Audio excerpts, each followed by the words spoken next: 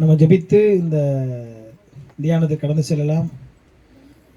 மகா அன்பின் தேவனே, உன்னதமான கடவுளே, உன்னதங்களிலே இருக்கிற எங்கள் சர்வவல்ல தேவனே, ஆண்டவரே, நீர் கொடுத்த இந்த நல்ல நாளில் கூட உம்முடைய வேதத்தை நாங்கள் ஆராய்ந்து பார்க்கவும், ஆண்டவர் இந்த வேதத்தினுடைய வார்த்தைகளை, ஆண்டவரே நீர் சொல்லிய வார்த்தைகளிலிருந்து, ஆண்டவரே அந்த வார்த்தையிலிருந்து நாங்கள் தியானிக்கும்படியான ஒரு மிகப்பெரிய மேலான பாக்கியத்தை எங்களுக்கு கொடுத்துருக்கீங்க. அதற்காக நன்றி ஆண்டவரே. இந்த நாளில் கூட ஆண்டவர் இந்த ரோமர் நிறுவ பகுதியிலிருந்து ஆண்டவரே அந்த 17 வசனத்தை நாங்கள் தியானிக்கும்படியாக உம்முடைய சமூகத்தில் வந்திருக்கிறோம். ஆண்டவரே, இதனுடைய ஆண்டவரே மேலான மகிமையான ஆண்டவரே அதனுடைய ஆழமான சத்தியத்தை பரிசுத்தாகிய கடவுள் எங்கள் ஒவ்வொரு இருதயத்துக்கும் நீ விளங்க செய்யும்படியாக நாங்கள் தாழ்மையோடு ஜெபிக்கிறோம். இந்த வேதத்திலிருந்து ஆண்டவரே நாங்கள் விசுவாச வாழ்க்கையில் இன்னும் பலப்படக்கூடிய மகா வல்லமையான கிருபையை எங்களுக்கு கொடுக்கும்படியாக கூட நாங்கள் தாழ்மையோடு ஜெபிக்கிறோம். எங்களை ஆசீர்வதிங்க. இந்த வார்த்தையின் மூலமாக எங்களோடு பேசுங்க. எங்கள் ஒவ்வொருவருடைய இருதயத்திலே நீர் ஆண்டவரே பரிசுத்த கடவுள் எங்களோடு பேசும்படியாக கூட நாங்கள் தாழ்மையோடு ஜெபிக்கிறோம். தியானிக்கிற இந்த வார்த்தையிலிருந்து ஆண்டவர் நீர் கொடுத்த இந்த சத்தியத்தின் அடிப்படையிலே எங்களுடைய நடைமுறை வாழ்க்கையிலே நாங்கள் அபியாசப்படுத்தவும், அந்த வார்த்தையினுக்கு நாங்கள் கேட்ட சத்தியங்கள் அடிப்படை எங்கள் வாழ்க்கையை நாங்கள் ஆண்டவரை சீரமைக்க கூட என் தேவன் தாமே எங்களை வழிநடத்தும்படியாக நாங்கள் ஜெபிக்கிறோம். நாங்கள் தியானிக்கிற இந்த வேலையில் தாமே எங்களுடைய உள்ளான சிந்தனைகளும் எண்ணங்களும் ஆண்டவர் எங்களுடைய எல்லா மேலான நினைவுகளும் ஆண்டவர் உண்மை மாத்திரமே சார்ந்திருக்கவும், ஆண்டவர் உலகத்தினுடைய எல்லா விதமான சிந்தனைகளிலிருந்து நாங்கள் விடுபட்டு முழுவதுமாக உமக்கு மாத்திரமே திறந்த உள்ளத்தோடு கீழ்ப்படுகிற ஆயத்தத்தோடு இந்த வார்த்தைகளை நாங்கள் தியானிக்கவும் நாங்கள் கேட்கவும் பெறவும் தேவன் தாமே உதவி செய்யும்படியாக நான் தாழ்மையோடு ஜெபிக்கிறேன். நாங்கள் வந்திருக்கிற ஒவ்வொருடைய இருதயமும் தியானத்தினுடைய சிந்தனைகளும் எல்லாருடைய நினைவுகளும் உம்முடைய சமூகத்தில் பிரியமாக இருக்க தேவன் தாமே உதவி செய்யுங்க. எல்லாவற்றையும் அருமை ரட்சகர் இயேசு கிறிஸ்துவினுடைய தூய நாமத்தினாலே ஜெபிக்கிறேன் ஜெபங்களின் நல்ல பிதாவே, ஆமேன். நம்ம இந்த நாளில் வாசிக்க கேட்ட வேத பகுதி ரோமர்கள் நிருபம் 16 அதிகாரம் 17 வசனங்கள்ல அதுல முக்கியமா 17 வசனம், விசுவாசத்தினாலே நீதிமான் பிழைப்பான் என்று எழுதியிருக்கிறபடி விசுவாசத்தினால் உண்டாகும் தேவ நீதி விசுவாசத்திற்கென்று அந்த சுவிசேஷத்தினாலே வெளிப்படுத்தப்பட்டிருக்கிறது. அல்லேலூயா. அற்புதமான ஒரு வேத பகுதி. நம்மளுக்கு வேதத்தினுடைய அடிப்படை மூல உபதேசங்களை நம்ம ரொம்ப அதிகமாக தெரிஞ்சிருக்கணும். நம்ம எல்லா ஆராதனைகள் சரி, நம்மளுடைய பிரசங்கத்திலையும் இந்த மூல உபதேசத்தை எல்லாத்தையும் கலந்து நம்ம சொல்லிகிட்டே இருப்போம். வேதம் எப்படி குறைவற்றது, எப்படி போதுமானது, எப்படி அதிகாரம் உள்ளது, எவ்வளவு அது உண்மையானது, அது பிழை இல்லாதுன்னெலாம் நம்ம சொல்லிகிட்டே இருந்திருக்கோம். அதோட கொடுத்து கடவுளை குறித்தும், திரியேக தேவனை குறித்தும், பிதா குமாரன் பரிசுத்த ஆவியானவரை குறித்தும், மனிதனை குறித்தும், மனிதனுடைய வீழ்ச்சியை குறித்தும், அதனுடைய பாவத்தினுடைய கோரத்தன்மையை குறித்தும், அதற்காக ஆண்டவராக இயேசு கிறிஸ்து கல்வாரி சிலுவையிலே நம்மளுக்கு உண்டு பண்ணின மீட்பினுடைய மகா உண்மையான மேன்மையான அது உன்னதமான காரியத்தை குறித்தும், அதன் மூலமாக நம்மளுக்கு கிடைக்கிற ரட்சிப்பை குறித்தும், ஆண்டவர் இயேசு கிறிஸ்துனுடைய 2ஆம் வருகை குறித்து வரைக்கும் நம்ம தொடர்ச்சியாக நம்ம எல்லா பிரசங்கங்களிலும் நம்ம இதனுடைய செயலில் நம்ம அதனுடைய வடிவங்களை கொண்டு வந்துகிட்டே இருக்கிறோம். இதில் முக்கியமாக இன்னைக்கு கூட பார்த்தீங்கன்னா இதில் ஒரு வசனம் படித்தோம், விசுவாசத்தினாலே நீதிமான் பிழைப்பான் அப்படிங்கிற ஒரு முக்கியமான ஒரு கருப்பொருள். இந்த ரோமர் நிருபத்தினுடைய முக்கியமான ஒரு மைய வசனம்னு இதை தான் சொல்லணும். அதாவது இந்த கருவை வச்சு தான் இந்த அதிகாரமே எழுதப்படுகிறது. அப்போஸ்தலன் பவுல் இந்த விசுவாசத்தினால ஒரு மனிதன் எப்படி நீதிமானா தீர்க்கப்படுகிறான். ஏன்னா இன்னைக்குள்ள முதல்ல இந்த சரியான வார்த்தைக்கு நம்ம நம்ம நடைமுறையில் எப்படியெல்லாம் சரியாக நம்ம இந்த வார்த்தையுடைய ஆழத்தை நம்ம புரிஞ்சுக்கொள்ளணும் அப்படிங்கிறதான் இதனுடைய முக்கியமான இந்த பிரசங்கத்தினுடைய மையம். ஏன்னா இன்னைக்கு இந்த சூழ்நிலையில் நீங்கள் இந்த கால சூழ்நிலையை பார்க்கும்போது சரிண்ணே ஒழுங்கா உட்காரு, அடி வாங்கிடு. என்ன செட் பண்ணிட்டு இருக்கிற, உட்காரு.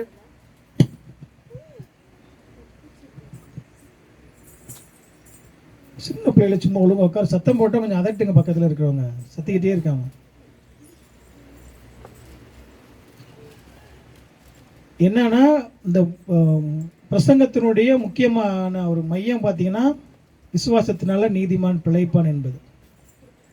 ஆண்டவராய் இயேசு கிறிஸ்து அந்த நாட்களில் இருந்த நாட்களின் சரி, அதுக்கு பின்பாக முக்கியமான பவுல் எழுதப்பட்ட ஒரு முக்கியமான ஒரு சூழ்நிலையோட நம்ம காரணம் தெரியணும். என்னன்னா, ஆண்டவராய் இயேசு கிறிஸ்து கல்வாரி சிலுவையில் மீட்பினுடைய காரியத்தை எல்லாம் செஞ்சு முடிச்சிட்டாரு. செஞ்சு முடிச்சதுக்கு பின்னாடி அங்கே அன்னைக்கு வந்து யூதர்களும் பிரஜாதிகளும் ரட்சிக்கப்பட்டு திருச்சபைக்குள்ள வர்றாங்க. அப்போ வரும்போது என்ன ஆச்சுன்னு சொன்னால், அன்னைக்கு உள்ள உபதேசங்களை நிறைய குளறுபடி வந்தது.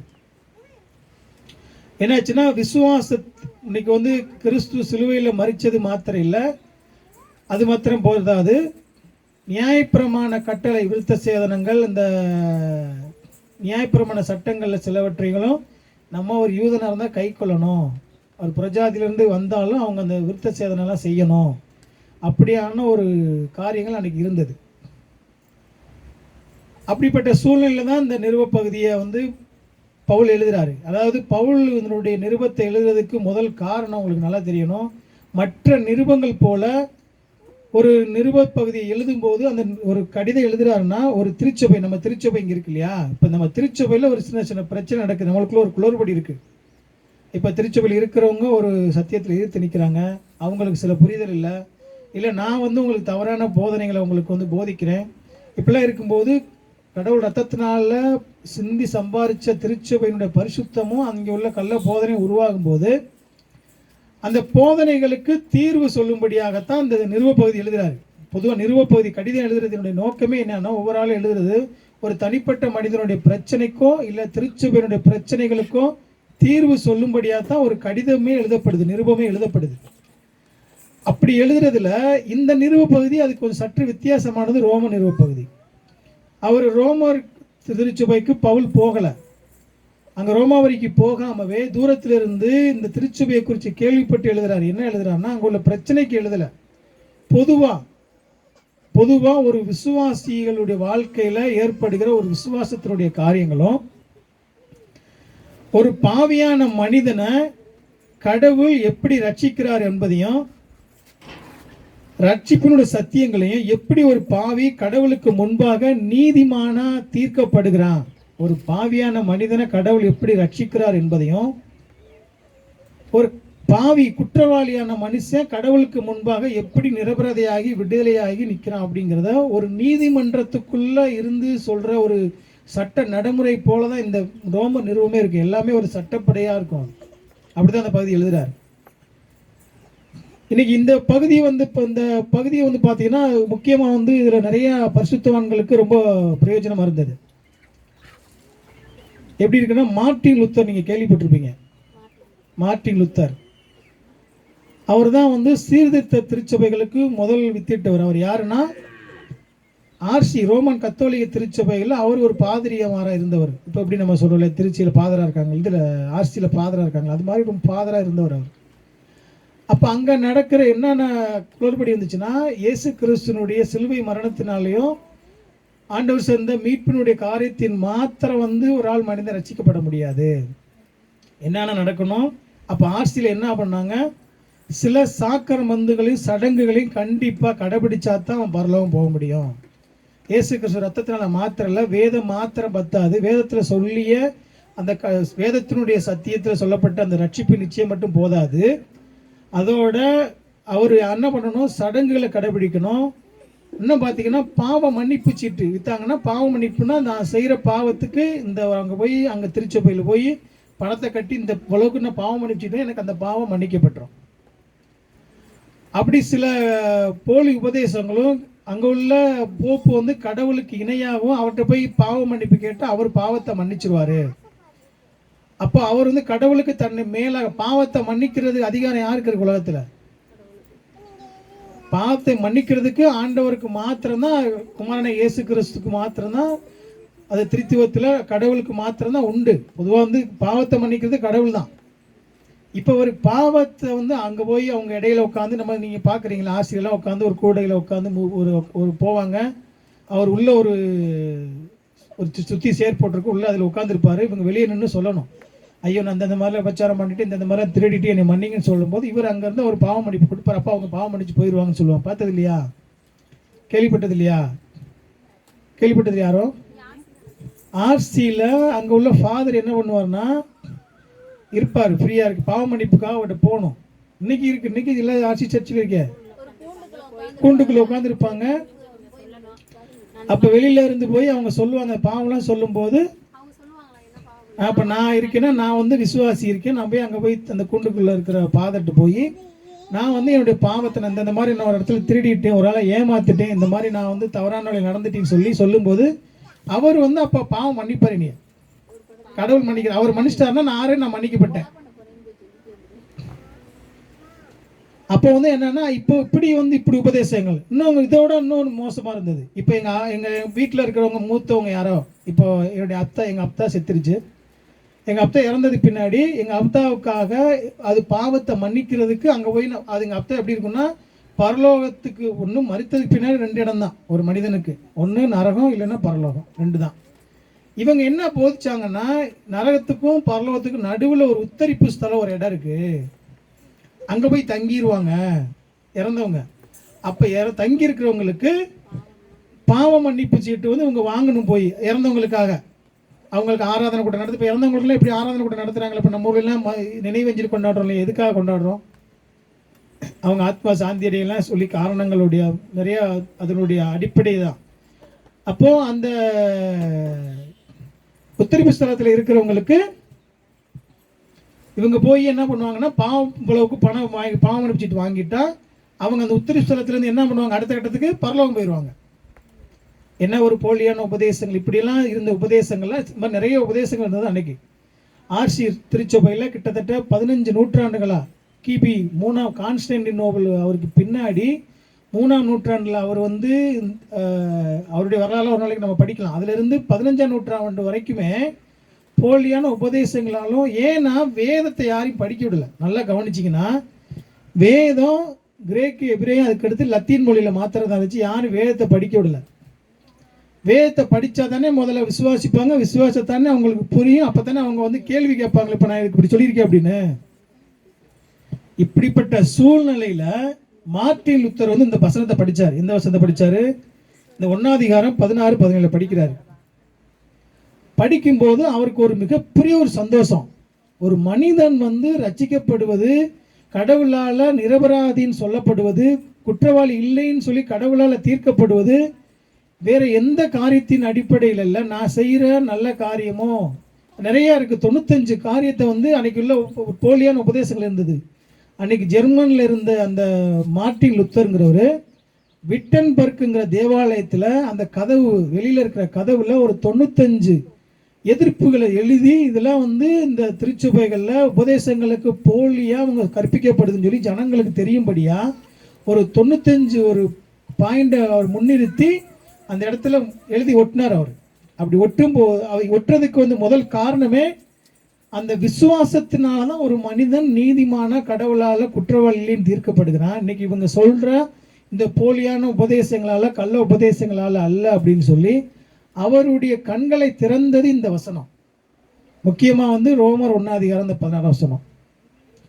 இப்படிப்பட்ட ஒரு முக்கியமான ஒரு ரோமர் நிருப பகுதி தான் அது. அதுக்கடுத்து பார்த்தீங்கன்னா, அதே அகஸ்டின் சொன்ன 4ஆம் நூற்றாண்டில் வாழ்ந்த அகஸ்டின் கூட இந்த ரோமர் நிருபத்தை வாசித்து 13ஆம் அதிகாரம் 13 வசனத்தை அவர் வந்து நிறைய போதைகள்லையும் குடிவெறிகளையும் இந்த விபச்சாரத்து மயக்கத்திலையும் அதிகமான பெண்களோட தொடர்பில் இருந்தவர் வந்து அவங்க அம்மா தொடர்ந்து ஜெபித்திருக்காங்க. மோனிகாங்கிறவங்க அம்மா பேர். கிட்டத்தட்ட பல வருடமாக, ஒரு நாள் 2 நாள் இல்லை, வருஷக்கணக்காக அவங்களுக்காக கண்ணீர் விட்டு கதறி அழுது ஜெபத்தினுடைய விளைவு அவருக்கு வந்து இந்த ஒரு சின்ன குழந்தை பக்கத்தில் உட்காந்து வேதம் வாசிச்சுட்டு இருந்திருக்கு ஒரு தோட்டத்தில். அவருக்கு வந்து கடவுள் ஏதோ இருதயத்தில் பேசுகிற மாதிரி ஒரு சத்தம் கேட்டிருக்கு. போய் வாசி வாசி வாசின்னு அவர் இதயத்தில் ஏதோ காதில் கேட்ட மாதிரி இருக்கணும். ஓடி போய் அந்த குழந்தை வாசிட்டு இந்த புத்தகத்தை பைபிளை வாங்கி படித்து பார்த்துருக்கிறாரு. எடுத்த உடனே அந்த வசனம் அவருக்கு தெரிஞ்ச வசனம் அப்போஸ்தலர் 13ஆம் அதிகாரம் 13 வசனமும் 14 வசனமும் அவர் படித்து பார்த்துட்டு அவர் என்னென்ன பண்ணினாரோ தவறெல்லாம் செஞ்சாரோங்கிறதெல்லாம் அவருக்கு அதை பரிசுத்த ஆவியார் நேரம் அவருக்கு உணர்த்தி காமிச்சது மாதிரி இருந்ததுனால அந்த நிமிஷத்திலேயே அவர் மனம் திரும்பி அவர் கடவுளுக்கு ஒப்பு கொடுக்கப்பட்டு மிகப்பெரிய ஒரு சீர்திருத்தத்துக்கு ஒரு அடித்தளமிட்ட போலியான கள்ளோபதேசங்களை எதிர்த்து நின்று ஒரு முக்கியமான ஒரு பரிசுத்தவான் தான் இந்த அகஸ்டின். அப்படி நிறைய வரலாறுகளில் இந்த ரோமன் நிருபத்தை வாசித்து அநேகருடைய இருதயத்தின் கண்கள் திறக்கப்பட்டது மிகப்பெரிய ஒரு வரலாறு. அப்படிப்பட்ட சூழ்நிலையில் தான் இந்த வேதப்பதி. அதனால தான் இன்னைக்கு நம்ம படிக்கிறோம், விசுவாசத்தினால நீதிமான். நம்ம நிறைய தெரிய வேண்டிய முக்கியமான சத்தியங்களில் மறுபடி பிறத்தல், பரிசுத்தமாகுதல், இதெல்லாம் நம்ம தொடர்ச்சியாக நம்ம கற்றுக்கொண்டு வருகிறோம். அதில் நம்ம நிறைய தடவை நீதிமான் படிச்சிருக்கோம், நீதிமான் ஆக்கப்படுறோம்னு படிக்கிறோம். அப்போ விசுவாசத்தினால ஒரு மனிதன் எப்படி நீதிமான் ஆகிறான் அப்படிங்கிற சத்தியத்தை இந்த நாளில் கூட கடவுளுடைய வல்லமையுள்ள நாமத்தினால நம்ம இந்த நாளில் நம்ம தியானிக்கலாம். ஆண்டவருடைய மகா உன்னதமான கிருபையினால மனிதன் ஏன் நீதிமான் ஆகணும் அப்படிங்கிறத முதல் கேள்வி. மனிதன் எதனால ஒரு மனிதன் நீதிமான் ஆகணும்? ஒரு மனிதன் பார்த்தீங்கன்னா இன்னைக்கு உள்ள காலங்களில் சுவிசேஷம் நீங்கள் ஒரு ஆள் 1:16 படிங்க.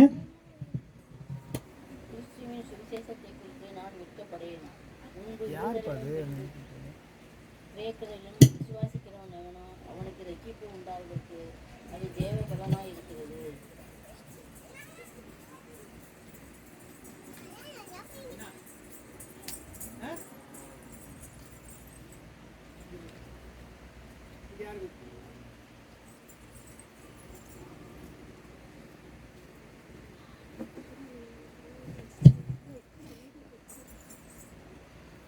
இன்னைக்கு சொல்லுது பார்த்தீங்கன்னா, விசுவாசத்தினால ஒரு மனிதன் நீதிமான் ஆக்கப்படுகிறான்னு நம்ம படிக்கிறோம். ஏன் ஒரு மனிதன் மனிதனா பிறந்தவன் நீதிமான்னு கடவுளால் நிரபராதின்னு ஏன் சொல்லணும்? அவன் குற்றவாளியா? முதல்ல நம்ம நிறைய கடவுளுடைய அந்த பார்வையில் நம்ம மனிதன் எப்படி குற்றவாளிங்கிறத குறித்து நம்ம தியானிச்சிருந்தாலும் இந்த நாளில் இந்த தியானத்துக்கு இது ரொம்ப முக்கியமானது. இன்னைக்கு உலகத்தில் 2 கூட்டம் மக்கள் இருக்காங்க. 2 கூட்டம். ஒரு கூட்டம் பார்த்தீங்கன்னா ஆண்டவரை இயேசு கிறிஸ்து பாவ ரத்தத்தினால கழுவப்பட்டு மன்னிக்கப்பட்டு அவருடைய பிள்ளைகளை அங்கீகரிக்கப்பட்டு உலகத்தில் நடக்கிற எல்லா நிகழ்வுகளுக்கும் காரணம் மூலக்கர்த்தர் கர்த்தாதி கர்த்தர் தான். அவர் தான் சர்வத்தையும் ஆளுகிறவர் என்றும், இந்த உலகத்தில் வாழ்கிற நாட்கள் சரி, என்னுடைய முடிவும் சரி, எல்லா நாளும் அவருடைய கரத்தில் இருக்குது. என் வாழ்க்கையில் எல்லா நாளும் நான் அவருடைய மீட்பினுடைய இதில் தான் நான் வாழ்ந்துட்டுருக்கேன். அதனால் எதிர்காலத்தில் என்ன நடந்தாலும் நான் கடவுளோட நான் கீழ்ப்படுகிற வாழ்க்கை வாழும்போது கடவுளுக்கு நான் அவருடைய ரத்தத்தில் கழுவப்பட்டதுனால இந்த உலகத்தில் நடக்கிற எவ்வளோ பெரிய அழிவுகளாக இருக்கட்டும், எவ்வளோ பெரிய பிரச்சனைகளாக இருக்கட்டும், எவ்வளோ பெரிய ஆபத்துகளாக இருக்கட்டும், எந்த சூழ்நிலையும் ஒரு கலங்காமல், ஒரு சோர்வு விடாமல், அதாவது உலகத்தில் இருக்கிற எந்த பிரச்சனைகளுக்கும் அவனால் ஒரு ஒரு ஒரு எந்த விதமான ஒரு பாதிப்பு அவனை ஏற்படுத்தாமல் அவனால் தைரியமாக கடவுள் மேலே இருக்கிற விசுவாசத்தில் நிலையாக இருக்கிற ஒரு கூட்டம். நான் உங்களுக்கு சொல்கிறது புரியும் நினைக்கிறேன். 2 கூட்ட மக்கள் தான் இருக்காங்க. உண்மையாக கடவுளை ரசிக்கப்பட்ட விசுவாசமுள்ள ஒரு கூட்டம். இன்னொரு கூட்ட மக்கள் இருக்காங்க, கடவுளை குறித்து அறியாதவங்க. அது திருச்சபைக்குள்ளே இருக்காங்க, திருச்சபையை விட்டு வெளியில் இருக்காங்க.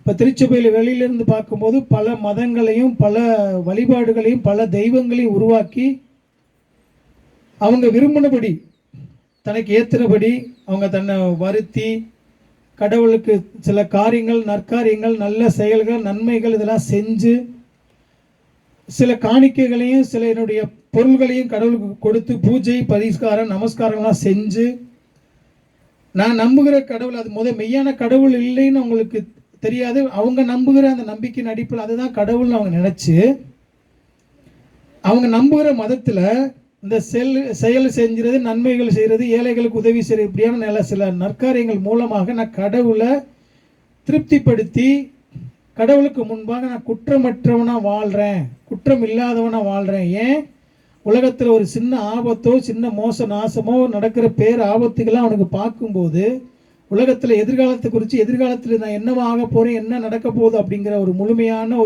அந்த ஒரு அறிதல் இல்லாமல் எல்லாத்துக்கும் ஒரு உலகத்தில் நடக்கிறதுக்கு பின்னாடி வாழ்வுக்கு பின்னாடி நான் என்னவாக போகிறேன் அப்படிங்கிறத உண்மைத்தன்மையெல்லாம் தெரியாதனோட விளைவு அவனுக்குள்ளே இருக்கிற குற்ற மனசாட்சினால் தான் ஏன்னா எல்லா மனிதனுக்கும் கடவுளை அறிகிற அறிவு உள்ளதுனால ஏதோ ஒரு கடவுளை உருவாக்கி நான் வந்து குற்றமற்றவனா, கடவுளுக்கு முன்பாக நல்லவனா, நீதி உள்ளவனா, கடவுளை நான் திருப்தி செய்கிறவனா, ஏதோ ஒரு வழியில் கடவுளை நான் திருப்தி செய்ய பார்க்குறேன்.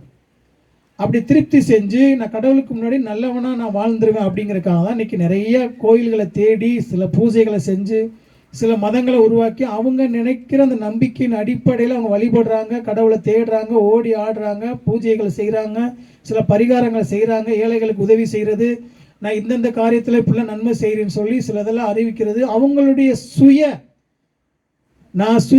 நல்ல செயல்கள் அடிப்படையில் நான் கடவுளுக்கு முன்பாக நான் நல்லவனா என்னால் காட்டிக்கிற முடியும், நான் நல்லவனா இருக்கிறேன், கடவுளால் நான் வந்து மன்னிக்கப்பட்டிருக்கேன், கடவுளுக்கு முன்பாக நான் குற்றமற்றவனா நான் இருக்கிறேன் அப்படிங்கிறத காண்பிக்கிறதுக்காக இப்படியான காரியங்களை உலகத்தில் செய்யப்படுது. இன்னைக்கு ரெண்டு கூட்ட மக்கள் தான் உண்மையாக இருக்கிறவங்க. இவங்களுக்கு எதிர்காலத்தை குறித்து எந்த விதமான ஒரு தைரியமோ ஒரு விசுவாசமோ நம்பிக்கையோ எதுவுமே உங்களுக்கு கிடையாது.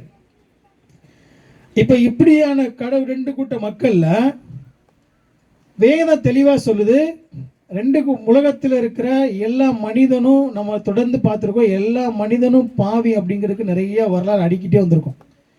ரோமர் அதிகாரத்தில் இந்த எழுதின இந்த நம்ம வாசிக்கிற தியானிக்கிற இந்த அதிகாரத்தில் ஒன்றாம் அதிகாரம் 1 18 32 வரைக்குமே அதில் பவுல் என்ன நிரூபிக்கிறான்னு ஒரு நீதிமன்றத்தில் போய் ஒரு வக்கீல் எப்படி அங்கே ஜட்ஜ்மெண்ட்டை வாதாடி உன்னை வந்து ப்ரூவ் பண்ணி அடுக்கடுக்கான சாட்சியங்களை கொடுத்து அதை நிரூபிப்பாரோ, அதுபோல் அவர் எடுக்கிற அந்த வாதத்துக்கு எப்படி ஒரு வாதத்தை சொல்லி இந்த வாதத்தினுடைய பாயிண்ட்டுக்கு ஏற்ற சாட்சிகளை அடுக்கி அதை எப்படி தீர்ப்பு வாங்குவாரோ அதே மாதிரி அவர் தீர்ப்பு வாங்குறாரு. எப்படி வாங்குறாரு? 1 அதிகாரம் 18 32 வரைக்கும் என்ன சொல்றாரு? உலகத்தில் இருக்கிற எல்லா புறஜாதி ஜனங்களும் பாவி. நல்லா நீங்கள் படிச்சீங்கன்னா எப்படிலாம் அவங்க பாவின்னு சொல்லி 18 வசனத்திலிருந்து 32 வசனம் வரைக்கும் இருக்கும். அடுத்து பார்த்தீங்கன்னா 2வது அதிகாரம் 1 வசனத்திலிருந்து 3வது அதிகாரம் 8 வசனம் வரைக்கும் அன்னைக்குள்ள இருந்த யூதர்கள் 2 பேருமே பாவி, யூதர்கள் பாவின்னு சொல்லி அதை நிரூபிக்கிறார். அதாவது அன்னைக்கு யூதர்கள் அதை விட்ட பிரஜாதிகள் 2 கூட்டம் தான். பிரஜாதிகளை எல்லா ஜனங்களும் சேருவாங்க. ரோமர்கள், கிரேக்கர்கள், மற்ற இருந்த சுற்றுப்புறத்தில் எங்கெங்கே இருந்தவங்க அவங்க எல்லாம் பிரஜாதிகள் தான். இந்த 2 கூட்ட மக்கள் தான். இவங்க எல்லாரும் பாவிகள் சொல்லி உலகத்தில் இருக்கிற எல்லாரும் முழு உலகம் பாவின்னு சொல்லி 3ஆம் அதிகாரம் 9 20 வரைக்கும் தீர்க்கமாக சொல்லி முடிக்கிறார். அதாவது உலகத்தில் இருக்கிற எல்லா மனிதனும் உலகத்தில் இருக்கிற பாவி, கடவுளுக்கு முன்பாக குற்றவாளி, அவன் தண்டிக்கப்பட வேண்டியவன். ஏன்? கடவுளுடைய பரிசுத்தத்துக்கும் அவருடைய நீதிக்கும் முரண்பட்டவன், அவன் நீதி உள்ளவன் கிடையாது, கடவுளோடு அவனால் எந்த சூழ்நிலையும் ஒப்புரவாக முடியாது. இவங்க எல்லாம் எப்படியெல்லாம் பாவியாக இருக்கிறான், குற்றவாளியாக இருக்கிறாங்கிறத தெளிவாக நிரூபிக்கிறாரு. ஏன் எல்லாரும் நீதிமான் ஆகணுங்கிறதுக்கு நீங்கள் அதை புரியணும். இவங்க எல்லாம் குற்றவாளியாக தண்டிக்கப்பட வேண்டியவங்களா இருக்கான்னு சொல்லி இந்த ரோம நிருபத்தில் தெளிவாக நிரூபிக்கிறார். ஆனால் உலகத்தில் நம்ம என்ன நினைக்கிறோம்? இப்படிப்பட்ட மனிதன் எப்படி கடவுள் நல்லவனா பரிகாரமோ பரிசுத்தமோ செஞ்சு கடவுளை நன்மையை தேட முடியும்? அதாவது கடவுளுக்கு முன்பாக மனிதன் எப்படி நீதி உள்ளவனா காமிக்க முடியும்? பரிசுத்த கடவுள் கடவுளுக்கு முன்பாக பரிசுத்த தேவனுடைய பார்வைக்கு முன்பாக இந்த லஞ்சம் வாங்கி ஏமாத்தி திருடி இப்படிலாம் பல வழியில் சம்பாதிக்கிற இந்த மனிதன் தன்னுடைய ஒரு காலத்தில் கடவுளுக்கு சில நன்மைகளை செய்கிறதையும் மனிதர்களுக்கு சில நன்மைகளை செய்கிறதுனாலையும் சில பூஜைகளை நமஸ்காரம் செய்கிற இந்த பாவியான மனிதன் செய்கிற இந்த செயல்கள் அடிப்படையில் பரிசுத்தமே உருவான கடவுள் அவர் பரிசுத்த குறித்து நம்ம பார்க்கும்போது பார்த்தீங்கன்னா அங்கே தேவதூதர்கள், பாவமே செய்யாத தேவதூதர்கள், பரலோகத்தில் இருக்க தேவதூதர்கள் என்ன பண்ணுறாங்க? அவங்க பாவமே செய்யாத தேவதூதர்கள் அவங்க என்ன பண்ணுறாங்களா? கண்களை மூடிக்கொண்டு அவங்க முகத்தை மூடிக்கிட்டு சதா காலமும் தேவன் பரிசுத்தர் பரிசுத்தர் பரிசுத்தர்ன்னு சொல்லி சதா காலமும் தேவனை துதிக்கிறதும் நம்ம புகழ்றதையும் நம்ம படிக்கிறோம். அப்போது இந்த பாவ உலகத்தில், பாவ சரீரத்தில், பாவ சிந்தனையோடு வாழ்கிற இந்த மனிதன் பாவத்தை பாராத சுத்த கண்ணனாகிய சர்வபல தேவனுக்கு முன்பாக தான் செய்கிற இந்த நீதியான தன்னுடைய சிந்தனையில் உதிக்கிற இந்த மதங்கள் உருவாக்கின மதங்கள் அடிப்படையில் சொல்லப்பட்ட சில காரியங்களையும் தன்னுடைய புத்தியில் உருவாகிற சில காரியங்களை நன்மைகள் பேரில் செய்கிறதுலையும் கடவுள் அவனை எப்படி நீதி உள்ளவனா குற்றம் இல்லாதவனா அவனை மன்னிக்கப்பட்டவனா தீர்மானிக்க முடியும்? முதல்ல நல்லா நம்ம சிந்திச்சு பார்க்கணும். யோபு சொல்கிறாரு 9ஆம் அதிகாரம் யோபு 9:20 அவர் சொல்றாரு, என்ன உத்தமன்னு யாராவது சொன்னீங்கன்னா, ஆனால் கடவுள் அவரை சொல்லும்போது இவர் சொல்றாரு, உத்தமன்னு நீ சொன்னீங்கன்னா என் வாய் சொல்லும் என்னைய, நான் குற்றவாளின்னு என் வாயே நீ சொல்லி கொடுத்துரு. நான் சொல்லும் சொல்லாமல் என் சொல்லும், வாயே சொல்லும். என்ன நீதிமான் ஆக்கினா என் வாய் என்னை குற்றவாளியாக தீர்க்குன்னு சொல்றாரு. மனிதனுடைய இருதயம் எவ்வளவு பெரிய மோசமான பாவியான ஒரு மனிதன் வெளிச்சமுள்ள கடவுளுக்கு முன்பாக அந்த இருளடைந்த மனிதன் எந்த வழியில் ஒப்பாக முடியும்? அவன் தன்னை சமாதானம் ஆக்கி கொள்ள முடியும். இன்னும் கூட பார்த்தீங்கன்னா அவர் சங்கீதம் 143:2 சொல்லுது, இந்த உலக ஜீவனுள்ள ஒருவருமே கடவுளுக்கு முன்பாக நீதிமான் இல்லைன்னு சொல்லி வேதம் தெளிவாக கடவுளுடைய வார்த்தை, கடவுளால் கொடுக்கப்பட்ட இந்த வேத வார்த்தை சொல்லுது, ஜீவனுள்ள ஒருவனுமே கடவுளுக்கு முன்பாக நீதிமான் இல்லை. அப்போ அப்படின்னா இந்த கடவுள் பாவியான மனிதனை, இவ்வளவு பாவத்தில் இருக்கிற அந்த மனுக்குலத்தை, இந்த பாவியான மனிதனை கடவுள் குற்றமற்றவனா நீதியுள்ளவனா எப்படி தீர்க்க முடியும்? ஒரு கேள்வி வருதா? இப்போ எவ்வளோ மோசமான இப்படிப்பட்ட நிலையில தான் கடவுள், ஏன்னா உலகத்தில் இருக்கிற எல்லா நீங்களே நானுமே, இப்போ நான் கிட்டத்தட்ட ஒரு பல கோடிக்கு அதிபதியாக இருந்தும் அந்த பல கோடி சொத்தை ஏழைகளுக்கும் இல்லாதவங்களுக்கும் சில நற்காரியங்களுக்கு சொல்கிறேனே, ஒரு ஹார்ட்டில் ஃபெயிலியர் ஆனவங்களுக்கு ஹார்ட்டுக்காக நான் செலவழிக்கிறேன், என்னோடய சொத்தை எழுதி கொடுக்குறேன், என்னுடைய ஜீவனை முழு செலவழித்தாலும் என்னுடைய அந்த நீதியின் அடிப்படையில், ஏன்னா என்னுடைய நினைவுகளும் சிந்தனையும் எண்ணமும் கடவுளுக்கு முன்பாக சீல் பிடிந்து அழுகி போன நாற்றமெடுத்த ஒரு புண்ணு, அதை விட மோசமான நிலை. இந்த மனநிலையில் இருக்கிற நான் பரிசுத்தமே உருவான கடவுளுக்கு முன்பாக என்னுடைய செயலின் அடிப்படையில், நான் செய்கிற நன்மைகள் அடிப்படையில், நான் செய்கிற பூஜைகள் அடிப்படையில், நான் இப்படிலாம் போய் இத்தனை ஊர்லாம் தேடி இவ்வளோ மதங்கள் மூலமாக இந்த மெக்கா மதீனா செல்வது, காசி ராமேஸ்வரம் செல்வது, இப்படிலாம் நம்ம எருசலேமுக்கு செல்வது, இப்படியான ஸ்தலங்களுக்கெல்லாம் சென்று நான் கடவுளுக்கு முன்பாக நான் எப்படி நீதிமான்னு நான் நிரூபிக்க முடியும்? அந்த கேள்வி நம்ம முக்கியமாக நம்ம கேட்க வேண்டிய கேள்வி. பரிசுத்தமான கடவுளுக்கு முன்பாக நான் நீதிமானா தீர்க்க முடியும்? நம்ம கேட்குற ரெண்டாவது பாயிண்ட் தான், குற்றவாளியான மனிதனை கடவுள் எப்படி நீதிமான் என்று தீர்க்கிறார்? கவனிக்கிறீங்களா?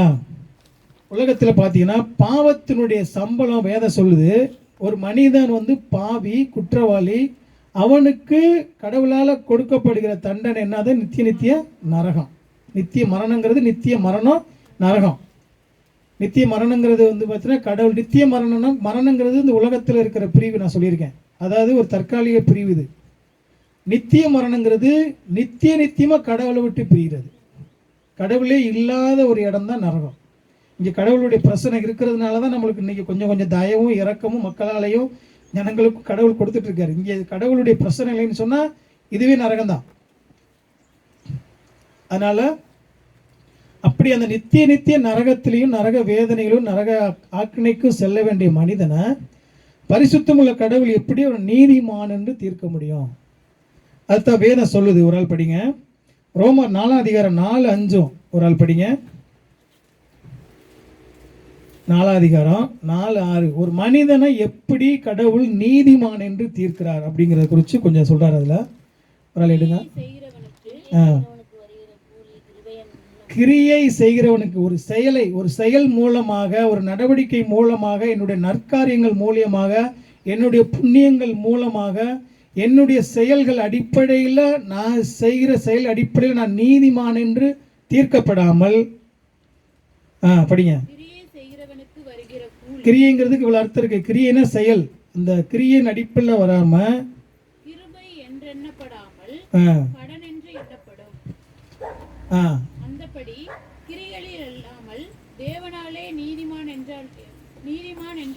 எனப்படுகிற மனுஷனுடைய பாக்கியத்தை காண்பிக்கும் பொருட்டு எவர்களுடைய அக்கிரமங்கள் மன்னிக்கப்பட்டதோ, எவர்களுடைய பாவங்கள் மூடப்பட்டதோ அவர்கள் பாக்கியவான்கள்.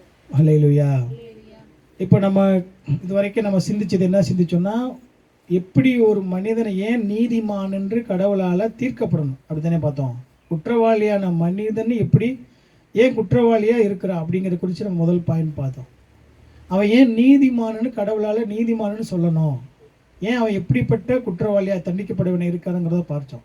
இப்போ கடவுள் எப்படி ஒரு மனிதனை நீதிமான் என்று தீர்க்கிறான்னு பார்க்குறோம். நமது நிறையா காரியங்கள் இது ஒரு முக்கியமான ஒரு அடிப்படை மூல உபதேசம். இது ரொம்ப நம்ம கவனமாக தெரியணும். உங்களுக்கு நிறைய தெரிஞ்சிருந்தா கூட இந்த புரிதலோட இதனுடைய ஆரம்பம், இதனுடைய அந்த கடவுள் இதெல்லாம் செய்கிறாருங்கிறதுல முழு சாரம்சத்தோடு புரிஞ்சாதான் கடவுளுடைய அந்த அன்பை குறித்து நம்ம புரியும். நிறைய காரியங்களுக்கு தெரிஞ்சதா கூட ஒரு மனிதன் இப்போது நான் இது பார்த்தீங்கன்னா இந்த ரோம நிருபமே எல்லாமே நீங்கள் படித்து பார்த்தீங்கன்னா ஒரு கோர்ட்டில் நடக்கிற ஒரு சம்பவம் மாதிரி தான் எழுதியிருப்பார். ஒரு கோர்ட்டுக்குள்ளே நீதிபதி கடவுளுக்கு முன்னாடி நின்று வாதாடுகிற ஒரு வக்கீல் போல தான் பவுல் அந்த இடத்துல நின்று குற்றவாளியில் இருக்கிற ஜனங்கள் எல்லாம் பார்த்து அவருக்கு வாதாடுறத போல தான் பேச்சு இருக்கும். அப்படி தான் அந்த அதிகாரத்தில் இப்படிலாம் அந்த அடுக்கடுக்கான சாட்சியங்களை அடிக்க அவங்களெல்லாம் சரியாக அதை வாதிடுவார். நீங்கள் வரிசையாக அந்த அதிகாரம் படிக்கும்போது அந்த கண்ணோட்டத்தில் படித்து நிறையா நல்லா புரிதல் இருக்கும், உங்களுக்கு அழகாக அடுக்குவார். இப்போ அந்த நீதிமான்னு சொல்லும்போது குற்றவாளி கூண்டில் குற்றவாளியாக நீதிபதிக்கு முன்னாடி நான் நிற்கிற என்ன கடவுள் எப்படி நீதிமான்னு நீதிபதி எப்படி நீதிமான்னு சொல்ல முடியும்? எப்படி சொல்லலாம்? நீங்கள் சொல்லுங்கள். அது எப்படிங்கிறத நீங்கள் அது நம்ம பொதுவான கருத்து. எப்படி ஒரு குற்றவாளின்னு நீதிபதி தீர்த்திருக்கிறார். குற்றம் சாட்டப்பட்டு தண்டனைக்கு நான் காத்திருக்கிறேன். நான் பாவி, குற்றம் செஞ்சுருக்கேன். நான் குற்றத்திலிருந்து நான் காம்ப்ரமைஸாக ஆக முடியும். எனக்கு குற்றம் கொடுக்கப்படணும். அந்த குற்றத்திலிருந்து என்னை எப்படி அவர் நீதிமான்னு சொல்கிறார். நான் குற்றவாளின்னு இருக்கேன். நான் குற்றவாளியாக தீர்க்கப்பட்டேன். என்னை கையங்கிழமை திருடிட்டேன், பக்கத்து வீட்டில் பொடிச்சிட்டாங்க, என்னை குற்றம் கொண்டு நிறுத்திட்டாங்க, விசாரித்தாங்க, என்னை குற்றவாளின்னு நிறுத்திட்டாங்க. நான் குற்றவாளி, திருடியிருக்கேன். இவனுக்கு என்ன எனக்கு கொடுக்க வேண்டிய தண்டனை கண்டிப்பாக கொடுத்தாங்கணும். அதில் எந்த மாற்றம் இல்லை. இப்போ என்ன எப்படி நீதிபதி நிரபராதி நீதிமான்னு சொல்ல முடியாது? நான் ஒத்துக்கிட்டாலும் நான் தப்பை அவன் ஒத்துக்கிட்டாலும் அவங்க கண்டுபிடிச்சிட்டாங்க. அதுக்கு நான் தண்டனைங்கிறது எனக்கு கொடுத்து தான் ஆகணும். நான் தண்டனையிலேருந்து தப்பிக்கிறதுக்கு எந்த வழி, எனக்கு வழியே கிடையாது. ஆண்டவரை விசுவாசிக்கிற சரி, நான் எப்படி தண்டனையிலிருந்து நான் தண்டிக்கப்படணும்ல? நான் தண்டனையிலிருந்து எப்படி நான் தண்டனையிலிருந்து அனுபவிக்காமல் எப்படி வெளியே வர்றேன்?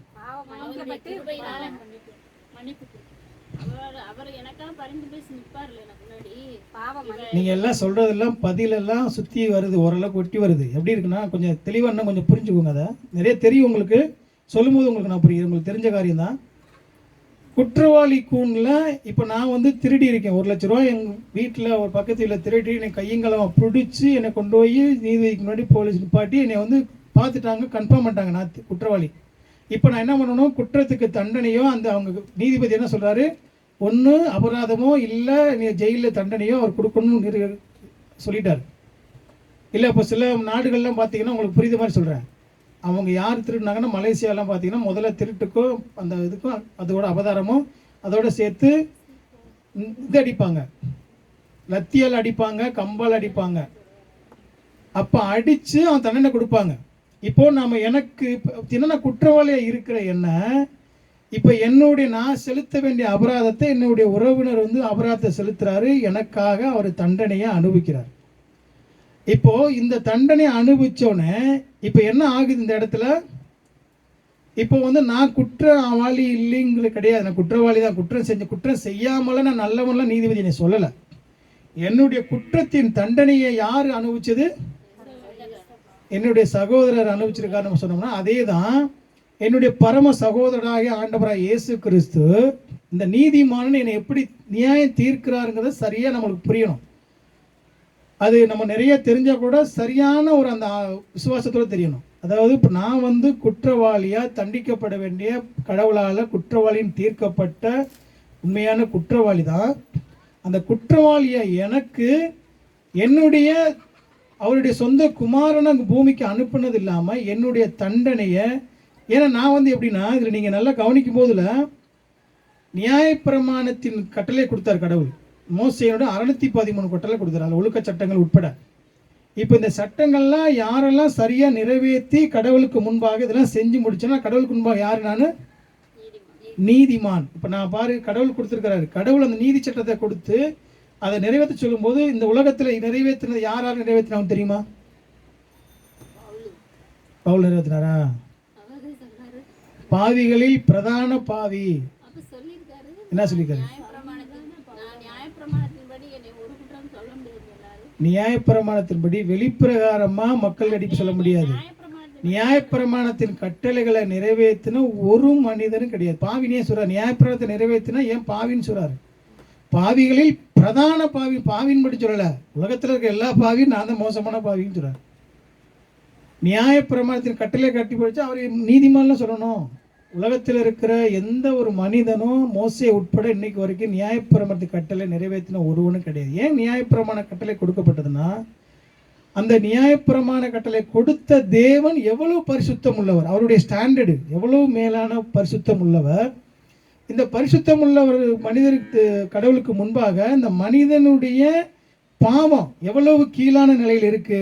அவனுடைய எந்த சூழ்நிலையும் அந்த பரிசுத்தத்துக்கு தன்னை எந்த வழியிலையும் நம்மளால பரிசுத்தத்துக்கு வர முடியாது, ஈடு செய்ய முடியாது. அப்போ நான் எவ்வளவு பெரிய மோசமான நிலை, நியாயப்பிரமாணத்தை மீறுவது பாவம்னு சொன்னாலும் நியாயப்பிரமாண கட்டளை கொடுக்கப்பட்டது. நான் எவ்வளவு பெரிய மோசமான நிலையில் இருக்கேன்னு சொல்றதையும், அந்த கட்டளையை கீழ்ப்படிய முடியாத நிலையில் இருக்கிறேன், எனக்குள்ள இருக்கிற பாவ இயல்புல இருக்கிற நிலை, கீழ்ப்படும் நிலை இருக்கிறங்கிறத நம்மளுக்கு வெளிக்காட்டதான் அந்த கட்டளை நம்மளுக்கு கொடுக்கப்பட்டுச்சு.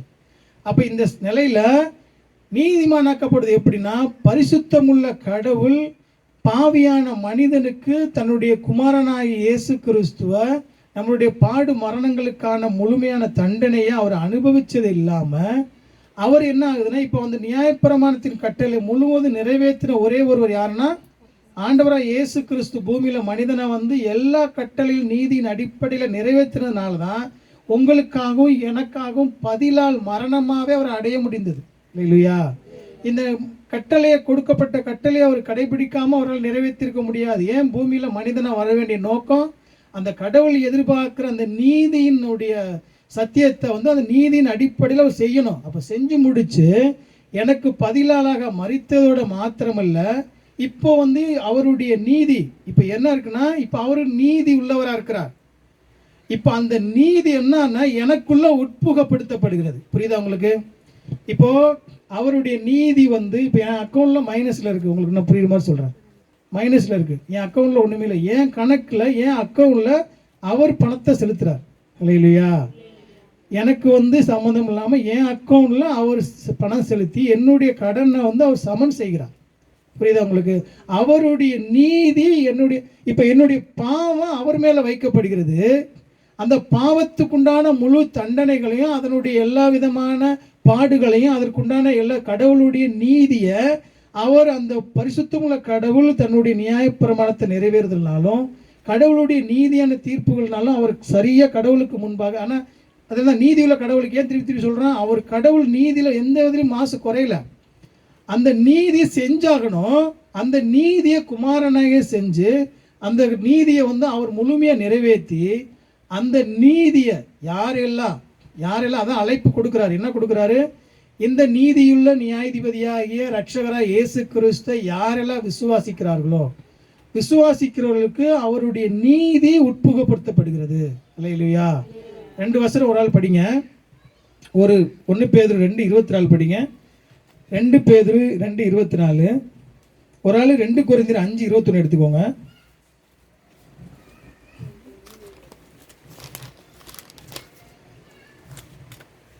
1 பேதுரு 2:24 படிங்க. 1 பேதுரு 2:24. 1 பேதுரு 2:24 படிங்க. நாம் பாவங்களுக்கு செத்து நீதிக்கு பிழைத்திருக்கும்படிக்கு அவர் தாமே நமது சரீரத்தில் நம்முடைய பாவங்களை சிலுவையின் மேல் சுமந்தார். நாம் பாவங்களுக்கு செத்து நீதிக்கு நாம் பிழைக்கும்படிக்கு அவர் தாமே அவர் தாமே தம்முடைய பாடுகளை தன்மேல் ஏற்றுக்கொண்டு அவருடைய தழும்புகளாலே நாம் குணமாகிறோம். அதே தான் பாருங்க. இன்னொன்று ஒரு வசனம் கூட படிங்க. ஒரு ஆளு 2 கொரிந்தியர் 5:21 என்ன சொல்லுது? இந்த வசனங்களுடைய மேலான அன்பை நீங்க இந்த வசனங்களை படிக்கும்போது கடவுளை உண்மையிலே மகிமைப்படுத்தணும், துதிக்கணும். கடவுள் எனக்காக, எனக்கு பதிலா உண்மையாகவே நிச்சயமாகவே நான் அந்த இடத்துல இருந்து ஆக்கினை அடையணும். அதை எப்படி அந்த சத்தியத்தை வந்து சரியா நம்ம புரிஞ்சுக்கிட்டே வரணும் வாழ்க்கையில. படிக்க ஒரு ஆளு. நாம் அவருக்குள் தேவனுடைய நீதியாகும்படிக்கு நாம் யாரும் தேவாதி தேவனுக்கு நீதி உள்ளவர்களா இருக்கும்படியாக பாவம் அறியாத அவரை நமக்காக அவர் ஆண்டவராய் இயேசு கிறிஸ்துவை பாவமாக்கினார். அல்லேலூயா. என்னுடைய பாவம் அவர் மேல் வைக்கப்பட்டது. அந்த பாவத்தினுடைய முழு தண்டனைகளையும் பாடுகளையும் அதனுடைய எல்லா விதமான தீர்மானங்களையும் அவர் நிறைவேற்றி முடித்து அவருடைய நீதி இப்பொழுது என்ன சொல்லுது, அந்த நீதி எனக்கு கொடுக்கப்படுது. இப்போ என்ன சொல்றாங்கன்னா, இப்போ நான் குற்றவாளி இங்கே இல்லைன்னு சொல்லும்போது இப்போ சர்ச்சி என்ன சொல்றாரு, என்னைய குற்றவாளியில் இருக்கும்போது போப்பா உனக்கு அவதாரத்தை வந்து இன்னொரு ஆள் உனக்கு கொடுத்துட்டாரு, உனக்கு நீ செய்ய வேண்டிய தண்டனை செலுத்தாரு, நீ போகலாம் நிரபராதி. இப்போ நான் வந்து அதுக்குண்டான எந்த விதமான செயல், ஆனால் நான் வந்து நான் குற்றம் செய்யாமல் இல்லை, குற்றவாளி இல்லாமல் இல்லை. ஆனால் எனக்கு பதிலாக என்னுடைய எல்லா ஆக்கினையும் எனக்கு பதிலாக என்னுடைய ஆண்டவராக இயேசு கிறிஸ்து எனக்காக செய்து முடித்திருக்கிறார். அவரை விசுவாசிக்கும் போது நீங்கள் நல்லா நீங்கள் அந்த விசுவாசிக்கும் போது அந்த விசுவாசத்தை குறித்து நல்லா தெரியணும். எல்லாருக்கும் இந்த ஒரு புரிதல் என்னன்னா, இப்போ என்னுடைய பங்கு கொஞ்சம் இருக்குது பார்த்தீங்களா. இப்போ விசுவாசிக்க நான் கொஞ்சம் இப்போ நான் தானே கடவுளை விசுவாசிக்கிறேன் அப்படிங்கிறதுலாம் உங்களுக்கு கேள்வி எழும்பணும். உங்களுக்கு இதில் என்ன சந்தேகம் இருக்குது நீங்கள் உங்களுக்கு கேளுங்க. விசுவாசிக்கும் போதுனா எப்படி நீங்கள் அது உங்களுடைய மக்கள் நீங்கள் வெளியில் உபதேசம் இருக்குது, எப்படி தெரியுமா இருக்குது, நீங்கள் கடவுளை நீங்கள் விசுவாசிக்கணும். நானும் வந்து கடவுளை விசுவாசின்னு இருக்கிறதுனால தானே கடவுளை என்னை வந்து நான் தானே ஏற்றுக்கொள்கிறேன். நீங்கள் சொல்லும்போது கடவுளை ஏற்றுக்கிட்டேன், நிறைய பேசுகிற கவனிச்சிருக்கீங்களா, நான் ஆண்டவரை இயேசு கிறிஸ்துவை ஏற்றுக்கொண்டேன், நான் கடவுளை ஏற்றுக்கொண்டேன் அப்படி சொல்லுவாங்க. அப்போ என்ன இருக்குன்னா, நான் வந்து ஏதோ செயல்படுறேன்னு தானே தெரியுது உங்களுக்கு. இப்போ உங்களுக்கு இதில் என்ன புரிதல் இருக்கு சொல்லுங்கள். நம்ம செயல்பாடு இருக்காதுல்ல, விசுவாசத்தை. ஏன்னா விசுவாசங்கிறதே ஆவியின் கனிகள்ல ஒன்று. அன்பு, சந்தோஷம், சமாதானத்தோடு சேர்ந்து விசுவாசமும் பரிசுத்தாவிய கடவுள் எனக்குள்ள வரும்போது தான் அந்த விசுவாசத்தை கொடுக்க முடியும். அப்போ ஒரு பாவியான மனிதனுக்கு சுவிசேஷம் அறிவிக்கப்படும் போது பரிசுத்தாவிய கடவுள் அவனுக்குள்ள கிரியை செய்யும் போது அவனுக்குள்ள விசுவாசத்தையும் அவனுக்குள்ள கடவுள் கீழ்ப்படுகிற இருதயத்தையும் அந்த இருக்கிற மற்ற எல்லா சுபாவங்களையும் அவனுக்குள்ள உருவாக்குகிறார். அல்லேலூயா. இப்போ இதில் நீங்கள் சொல்லும்போது நான் எந்த காரியத்தை நல்ல செயல்களோ நற்காரியங்களோ செய்தன் அடிப்படையில் நான் நீதிமானன் தீர்க்கப்படலை. அதுக்காக வசனம் சொல்லுது. ஒரு ஆள் படியும் கலாத்தியர் 2:15-16. எந்த காரியத்தின் அடிப்படையில் நம்ம வந்து நீதிமான் தீர்க்கப்படலைங்கிற கலாத்தியர் தெளிவாக சொல்லுது. கொஞ்சம் படிங்க. புறஜாதியாரில் பிறந்த பாவிகளாயிராமல் சுவாபத்தின்படி யூதராயிருக்கிற நாமும் இயேசு கிறிஸ்துவை பற்றும் விசுவாசத்தினாலே அன்றி ஆண்டவராய் இயேசு கிறிஸ்துவை விசுவாசிக்கிற நியாய பிரமாணத்தின் அடிப்படையில் மாத்திரமே, இயேசு கிறிஸ்து விசுவாசிக்கிற விசுவாசத்தினால் மாத்திரமே ஒரு மனிதன் நீதிமான் என்று தீர்க்கப்படுகிறான். நியாய பிரமாணத்தின்னா ஒழுக்க சட்டமோ நற்காரியங்களோ நல்ல செயல்களோ நன்மைகளோ இந்த மாதிரி புண்ணியங்களோ சடங்காச்சாரங்களோ இந்த மாதிரி காரியங்கள்ல நான் நீதிமான் என்று தீர்க்கப்படலை. நியாயப்பிரமாணத்தின் கிரியைகள், அதான் சுருக்கமாக அதோடைய சொல்றேன் நான்.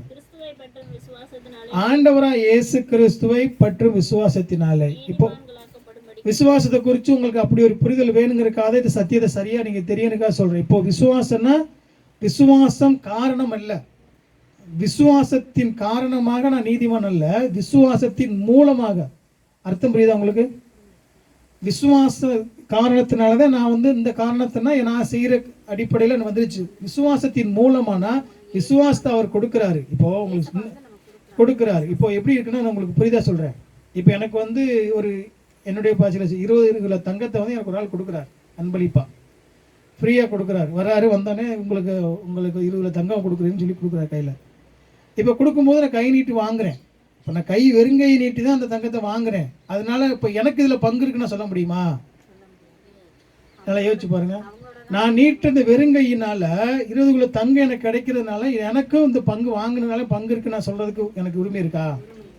இப்போ இது போலதான் இந்த விசுவாசத்தை நீங்க பெற்றுக்கொள்கிறீங்க. அந்த விசுவாசத்தை பெற்றுக்கொள்கிற இருதயத்தையும் அவர் கொடுத்து மனம் திரும்ப வேண்டிய அவசியத்தையும் உணர்த்தி அவருடைய அன்பையும் உங்களுக்கு கொடுத்து இது எல்லாம் செய்யறதெல்லாம் முழுக்க முழுக்க திரியேக தேவனுடைய மிகப்பெரிய கிருபை. அல்லேலூயா. இந்த புரிதலுடன் நம்ம வந்து கடவுளை அணுகும்போது தான் நான் எப்படிப்பட்ட நிலையில என்னை வந்து நீதிமான் சொல்றாரு. இப்போ இப்போ நம்ம அந்த அன்பெல்லாம் சரியாக தெரியும். நீதிமான்ங்கிறது சும்மா சாதாரண வார்த்தையில் சொல்கிற வார்த்தை இல்லை. என்ன ரட்சிப்புக்கப்பட்டதுங்கிறது, நம்ம கிறிஸ்துவ பிள்ளையாக இருக்கிறங்கிறது, அவர் உங்களை புத்திர சுகார ஆவியாக வச்சிருக்கிற, அப்பா பிதான் கூப்பிட சொல்கிறாருங்கிறதெல்லாம் சாதாரணமாக நம்ம வந்து 10ஓட 11 பேசுகிற வார்த்தைகள் அல்ல. இதனுடைய ஒவ்வொரு வார்த்தையினுடைய ஆழமும் நம்ம கண்களிலிருந்து கண்ணீர் வரணும். ஏன்னா அப்படிப்பட்ட ஒரு அன்பை அவருக்கு செலுத்தி தான் உங்களுக்கு எனக்காகவும் இந்த அன்பை நம்மளுக்கு அந்த ஒரு மீட்பை நம்மளுக்கு பெற்றுக் கொடுத்துருக்குறார். அல்லேலூயா. அந்த அன்பின் அடிப்படையில் தான் சொல்கிறாரு திருப்பியும், இந்த பரிசுத்தமுள்ள கடவுள், நான் திடீரென்னு உடனே என்னை வந்து அவர் யாரும் நான் வந்து குற்றவாளி இல்லை நீதிமான்னு அவர் சொல்லலை. அவர் எனக்காக செஞ்ச பழி மரணத்தின் அடிப்படையில் ஆண்டவராக இயேசு கிறிஸ்து நான் விசுவாசித்து, இந்த விசுவாசத்தின் அடிப்படையில் நீதிமான் தீர்க்கப்படுகிறேன். இது என்ன ஒரே தடவை நடக்கிறது. இப்போ நம்ம பரிசுத்தமாகறது அநேக நாள் தொடர்ச்சியாக நடக்கிற ப்ராசஸ். இந்த பரிசுத்தமாகுதலுக்கும் நீதிமான் ஆகுதலும் கொஞ்சம் கன்ஃபியூஸ் பண்ணிடாதீங்க. நீதிமானன்னு கடவுள் எப்போ என்னை ரட்சிக்கிறாரோ, என்னைக்கு என்னை தெரிந்து கொண்டாரோ, என்னை வந்து பரிசுத்த கடவுள் உள்ளே வந்தாரோ அப்போவே என்னை வந்து நீதிமான்னு தீர்த்துட்டார். இதுக்கு பின்னாடி என்னை வந்து ஒவ்வொரு நாளும் நான் அந்த நீதிமான நான் குற்றவாளி சொல்லவே மாட்டார். இப்போ நான் ஒரு திருடுறதுக்கு அவதானம் செலுத்தி முடிச்சு தன்னை விட்டு வெளியே வந்தபடி இந்த குற்றத்துக்கு எனக்கு மறுபடியும் அவங்க தண்டிக்க முடியாது. புரியுதா உங்களுக்கு? நான் என்னை முழுவதும் குற்றவாளி இல்லைன்னு கடவுள் ஒரே தடவை நியாயம் தீர்க்கிற காரியம் அது. இப்போ வந்து எப்படி வந்து கடவுள் என்னை வந்து ஒழுக்க குணாதிசயத்தின் அடிப்படையில் என்னை நீதிமானு தீர்க்கலையோ, அதே போல் இனி வாழ்க்கையில் நான் செய்கிற இந்த சில செயல்கள் அடிப்படையில் குற்றவாளின்னு அவர் சொல்ல போகிறதில்ல. நான் பாவ உலகத்தில் பாவ இயல்பில் சில மீறுதலையும் சில தவறுகளையும் சில இடர்பாடுகளையும் நான் பாவத்திலையும் விழுகிறதுக்கு வாய்ப்பு இருக்குது. உபதேசத்தை சரியாக புரிஞ்சுக்கொள்ளுங்க.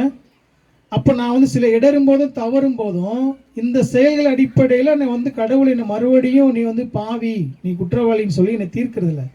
அவர் மகா உன்னதமான கடவுள். வாயில் வந்து அவர் வாக்கு மாறாத தேவன்.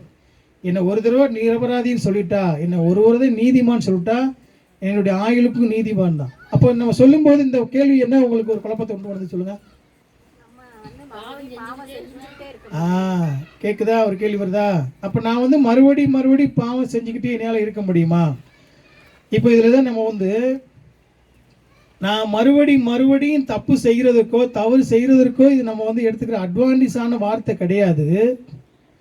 பரிசுத்த ஆவியாய கடவுள் எனக்குள்ளே வந்து என்னுடைய பாவத்தை குறித்தும் என்னுடைய நீதியை குறித்தும் நியாய தீர்ப்பு குறித்தும் கண்டித்து உணர்த்தி தான் என்னை மனம் திரும்ப வச்சு, நான் பாவிங்கிற புரிய வச்சு, எனக்கு உண்டான ரட்சகர் யாருங்கிறத சரியாக புரிய வச்சு தான் அவருடைய சிலுவை மரணத்தின் அடிப்படையில் எனக்காக அவர் சிந்தின, அவர் எனக்காக பதிலால் மறித்து எனக்குடைய பாடுகள்லாம் அவர் புரிய வச்சு தான் நம்ம அவருடைய பிள்ளையாக நம்ம அங்கீகரிக்கிறோம், நம்மளை ஏற்றுக்கொள்கிறார்.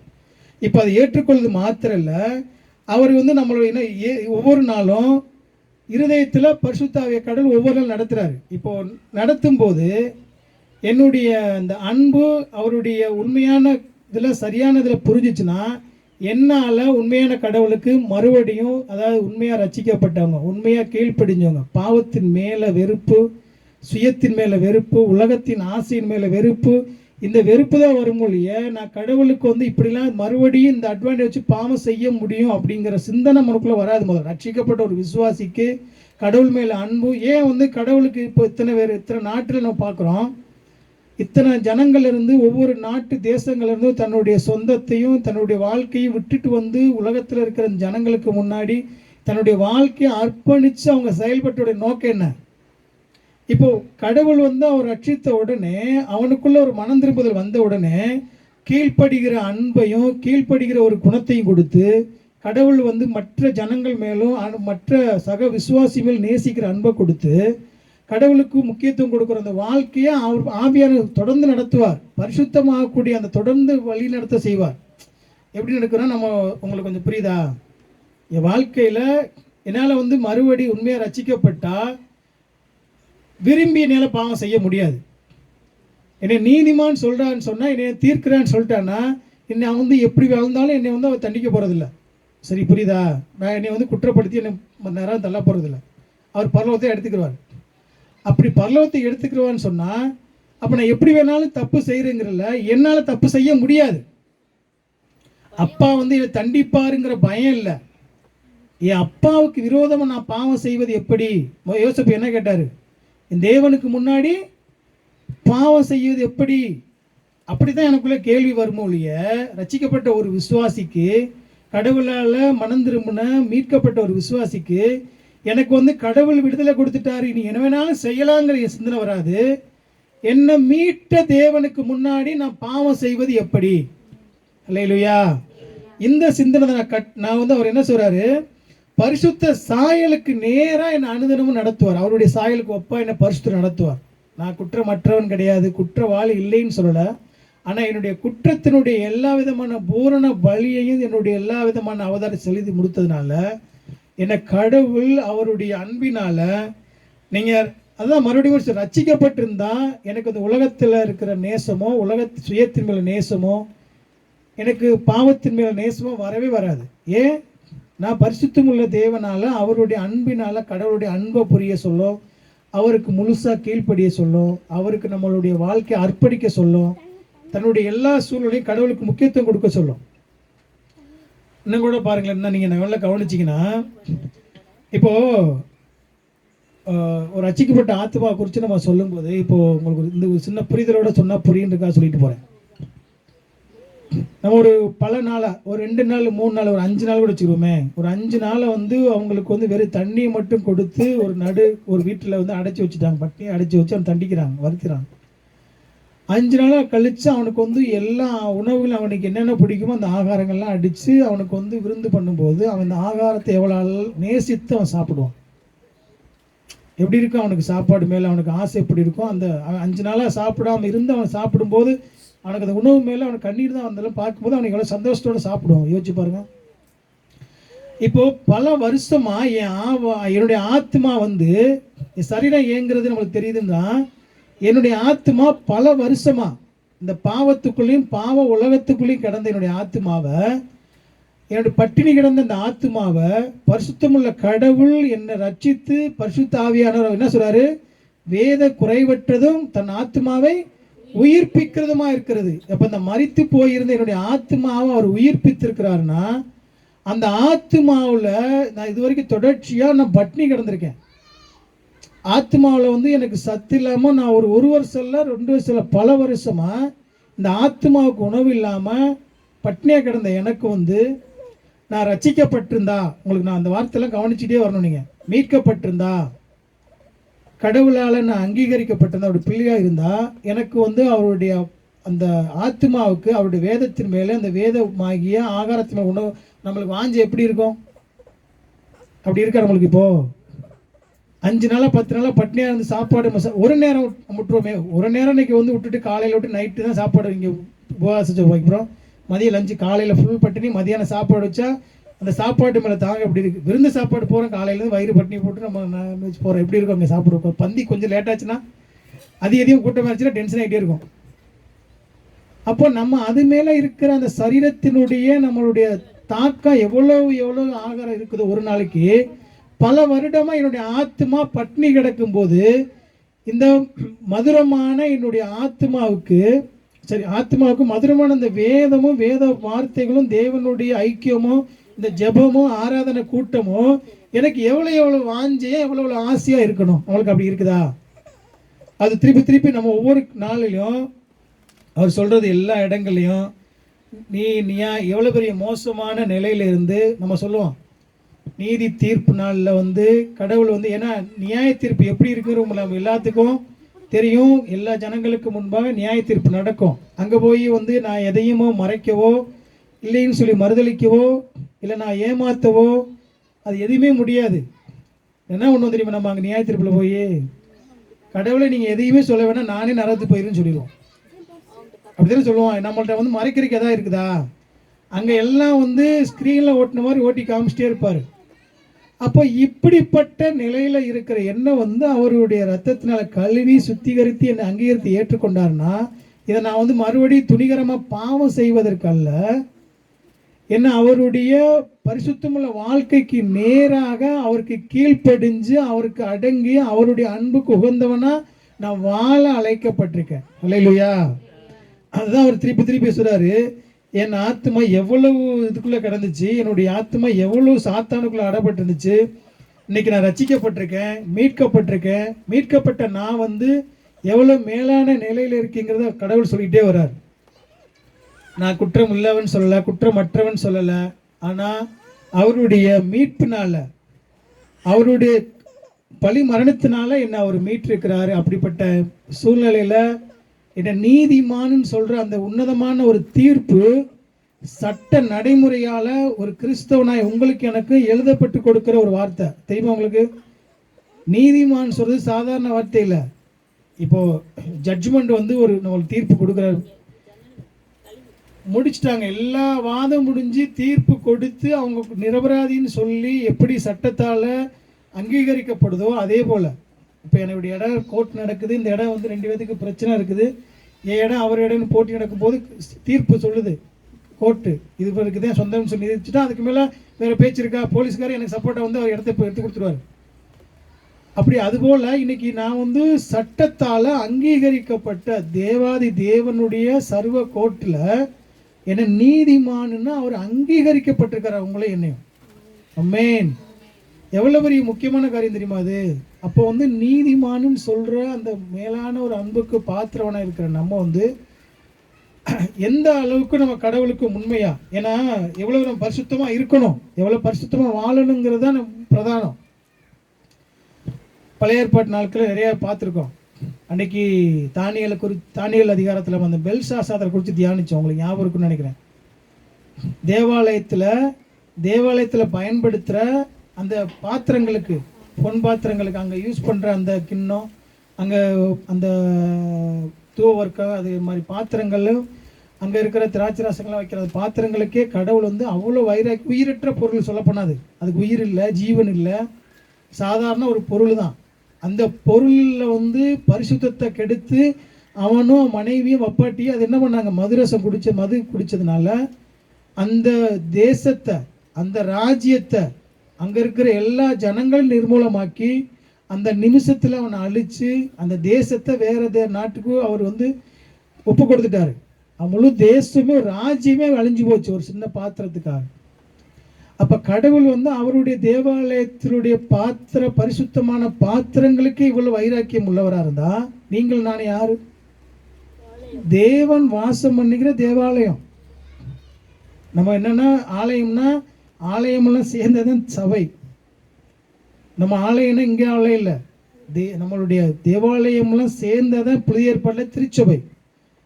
அப்போது நீங்கள் இன்னும் நம்ம திருச்சபையாக இருக்கிற நீங்களும் நானும் எவ்வளோ பரிசுத்தமாக, எவ்வளோ மேன்மையாக கடவுளுக்கு உன்னதமானங்களும் தேவன் வாசம் பண்ணுகிறார், நம்மளோட உலாவுகிறார், நம்மளை அறிவுறுத்துகிறார், நம்மளை கண்டிக்கிறார், நம்மளோட பேசுகிறார், நம்மளை ஒவ்வொரு நாளும் அதில் எல்லா சத்தியத்தின் மூலம் நடத்துகிறார்.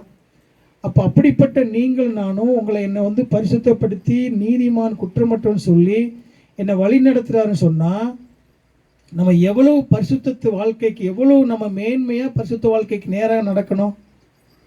ஆமென். அப்போ நம்ம பரிசுத்த வாழ்க்கைக்கு நம்ம அந்த ஒரு கடவுள் சொல்கிறார் எல்லா இடங்களையும் பரிசுத்த வாழ்க்கைக்கு நேரம் நடத்துறதுக்கு நம்மளுக்கு வந்து அவர் புதிய மனுஷனை கொடுத்து, புதிய சுபாவத்தை கொடுத்து, நம்மளுக்கு ஒவ்வொரு நாளும் அவருடைய பரிசுத்த அன்பை ஊற்றி எல்லாம் நம்மளுக்கு புரிய வச்சு சொல்லியும் கூட நம்ம பாவ வாழ்க்கைக்குள்ளாக இந்த உலகத்தினுடைய நேசங்களுக்காக நம்ம சாத்தானுடைய அடிமைத்தனத்துக்கு நம்ம விலப்போனோம்னு சொன்னால் வேத சில காரியங்களை எச்சரிக்குது. ஒரு வசனம் படிச்சுட்டு கூட நம்ம போவோம். சில காரியங்களை கீழ்ப்படியாக போனோம்னா இன்னைக்கு கூட ஒரு வசனம் படிச்சு இந்த வசனம் படிங்க, 2 பேர் படிங்க, ஒரு ஆள் 2 பேர் 2:20-22 படிங்க, படித்து முடிக்கலாம். 2 பேர் 2:20-22 ஒரு ஆள் படிங்க.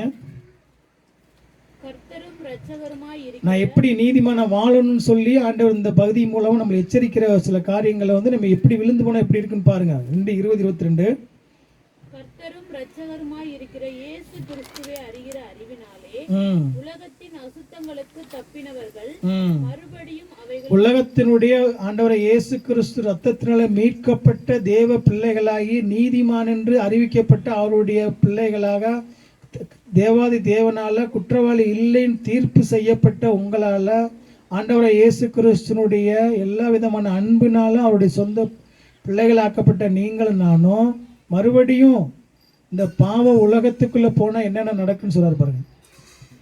பாவங்களுக்கு தப்பினவர்கள் மறுபடியும் அவைகளில் சிக்கிக்கொண்டு ம் ஜெயிக்கப்பட்டால் அவர்களுடைய பின்னிலைமை முன்னிலைமையிலும் கேடுள்ளதாயிருக்கும். அவர்கள் நீதியின் மார்க்கத்தை அறிந்த பின்பு அவர்கள் நீதியின் மார்க்கத்தை, இதெல்லாம் நம்மளுடைய ஒவ்வொரு விசுவாசிக்கும் ஒவ்வொரு ஐக்கியத்தில் இருக்கவங்களுக்கும் நம்மளாம் ஞாபகம் ஊட்டி நம்ம அப்பப்போ எச்சரிப்பு செய்ய வேண்டிய வசனம். நம்மளாம் இதன் மூலமாக ஒரு யாருக்கு சுவிசேஷனாலும் சில காரியங்களை விசுவாசிகளுக்கெல்லாம் நம்ம எச்சரிப்பு சொல்லி இதெல்லாம் செய்ய வேண்டிய வசனம். அவர்கள் நீதியின் மார்க்கத்தை அறிந்த பின்பு தங்களுக்கு ஒப்புவிக்கப்பட்ட பரிசுத்த கற்பனையை விட்டு விலகுவதை பார்க்கிலும் அதை அறியாதிருந்தார்களானால் அவர்களுக்கு நலமாயிருக்கும். நாய் தான் கக்கினதை தின்னவும் கழுவப்பட்ட பன்றி சேற்றிலே புரளவும் திரும்பினது என்று சொல்லப்பட்ட மெய்யான பழமொழியின்படியே அவர்களுக்கு சம்பவித்தது. பாருங்க, நாமே நிதானிச்சு பார்ப்போம். நம்ம இதில் எப்படி இருக்கோம், எப்படியான சூழ்நிலை வாழ்கிறோம். உலகத்தில் நாயை குறித்தும் பன்றியை குறித்தும் அதில் ரொம்ப ஒரு அருவருக்கத்தக்க காரியத்தை ஆண்டவர் இதில் பேசுகிற அந்த வார்த்தைகளை நம்ம வந்து ரொம்ப எச்சரிப்பாக கவனிக்கணும்.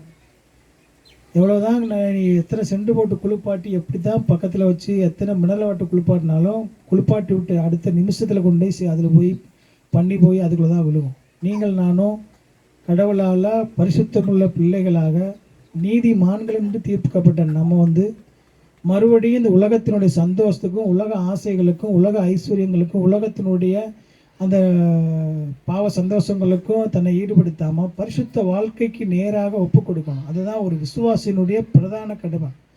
நான் வந்து என்னை கடவுள் நீதிமான் சொல்கிறனால இஷ்டம் போல் நான் வாழ்க்கையை அமைச்சு கொள்ளலாம், என்னை தண்டிக்க மாட்டார் என்பதில்லை. கடவுள் என்னை வந்து அவர் அன்பினால என்னை நேசித்து நடத்திருக்கிறார். ஒரு விசுவாசியானவன் எப்படி அவர் சொல்ற விசுவாசத்தினால சொல்லுங்க, நீதிபதி தான்.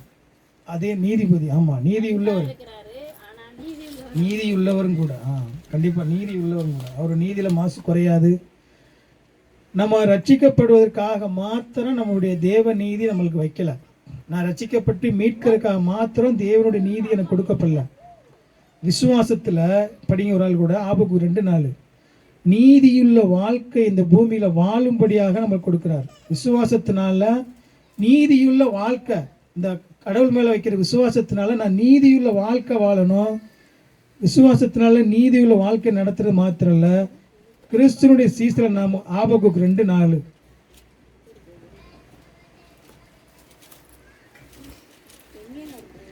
ஆபகுக் 2:4 இதோ அகங்காரையாய் இருக்கிறானே, அவனுடைய ஆத்துமா அவனுக்குள் செம்மையானது அல்ல. தன் விசுவாசத்தினாலே நீதிமான் பிழைப்பான். தன் விசுவாசத்தினாலே நீதிமான் பிழைப்பான். ஏன்னா அந்த நீதி கொடுக்கப்பட்டது நீதிமான் மாத்திரம் இல்ல, நம்ம விசுவாச வாழ்க்கையில நீதியுள்ள வாழ்க்கை அந்த பூமியில வாழணும். நம்மளுக்கு அது ரொம்ப பிரதான கடமை, ஒவ்வொருவருக்கும் கொடுக்கப்பட்ட முக்கியமான கடமை. நீதிமான் சொன்னது மாத்திரம் இல்லை, நீதி உள்ளவங்களா நீதியுள்ள வாழ்க்கையை விசுவாசத்தினால ஆண்டவரை இயேசு கிறிஸ்துவ போல வாழணும். கிறிஸ்துவ வாழ்க்கையில் வந்து ஆரம்பத்தில் மாத்திரம் இல்லை, முடிவு பரியந்தம். அது தவிர 3 இடங்களில் வந்து இந்த வார்த்தையை 4 இடங்களில் பயன்படுத்தியிருக்கார் ஆண்டவர். வசனம் மட்டும் நோட் பண்ணிக்கிறேங்க. அதாவது ஆபக்கு 2:4 வந்து தன் இருதயத்தில் விசுவாசத்தை மறைச்சு வச்சு வாழும்போது அந்த விசுவாசத்தின் அடிப்படையில் அவங்க நீதிமான் தீர்க்கப்பட்டான்னு சொன்னார்.